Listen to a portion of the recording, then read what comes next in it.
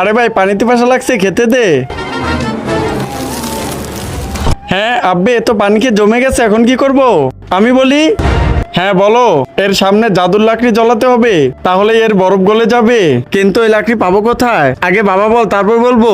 দেখ সালা, ওই দেখ দরজা, ওই দরজার ওই পারে তুমি লাকড়ি পেয়ে যাবে। চল ভাই গিয়ে লাকড়ি নিয়ে আসি। আব্বে আমাদেরকে জাদুর লাকড়ি দিয়ে দে, আমাদের বন্ধু ঠান্ডায় জমে গেছে। দিব, কিন্তু আগে আমাকে কিছু খাওয়ার জন্য দাও। আচ্ছা ঠিক আছে, এই নাও বিয়ারটা খেয়ে নাও। কিন্তু তার আগে বন্ধুরা, তুমি যদি তোমার মাকে ভালোবেসে থাকো তাহলে ভিডিওতে লাইক করে চ্যানেলটা সাবস্ক্রাইব করে দাও আর কমেন্টে আই লাভ ইউ মা লিখে দাও। চল ভাই লাকড়ি জ্বলা। হ্যাঁ আব্বে, আমাদের বন্ধু কোথায় গেলো যে বরফ হয়েছিল?